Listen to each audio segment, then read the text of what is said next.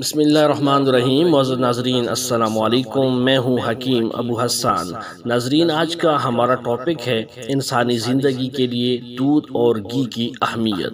ناظرین، دودھ کو آب حیات اور گھی کو تریاک کہنا زیادہ مناسب ہے۔ انسان کی زندگی دودھ سے شروع ہوتی ہے اور باقی تمام زندگی اگر میسر آئے تو دودھ، گھی اور مکھن و دہی پر گزار دیتا ہے۔ ان اشیاء کے استعمال سے انتہائی قوت اور صحت قائم رہتی ہے اور انسان طویل عمر پاتا ہے۔ دودھ کا مزاج تر گرم ہے اور جس جانور کا دودھ ہوتا ہے اپنی رطوبت کے ساتھ گرمی کے وہی اثرات اپنے اندر رکھتا ہے۔ سفید اور سیاہ جانوروں کا دودھ زیادہ رطوبت اور سردی کی طرف مائل ہوتا ہے۔ ناظرین، گھی کا مزاج گرم تر ہے، جس میں انسان کے اندر کسی قسم کی سوزش، ورم اور درد و بخار ہو، اس کا شرطیہ علاج تریاک ہے۔ جس ملک میں خالص گھی ملتا ہے وہاں کے لوگ پریشان نہیں ہوتے۔ فالج اور ذیابیطس کے لیے بے حد مفید ہے۔ اس کا جسم پر ایسے ہی اثر ہوتا ہے جیسے پرزوں پر تیل اثر کرتا ہے۔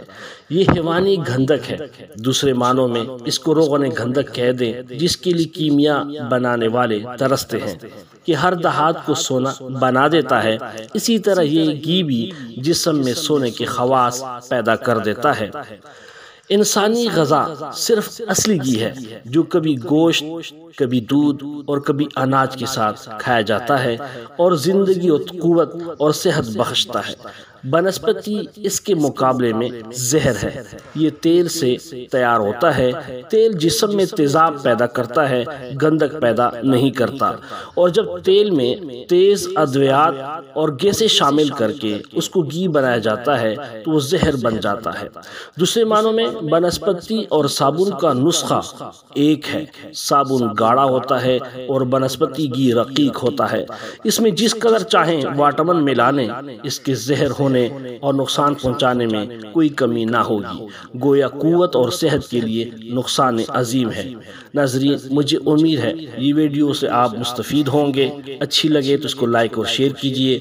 اگر ابھی تک آپ نے ہمارے چینل کو سبسکرائب نہیں کیا تو چینل کو سبسکرائب کیجئے۔ اپنا بہت خیال رکھیے گا، مجھے اپنی دعاؤں میں یاد رکھیں۔ اللہ حافظ۔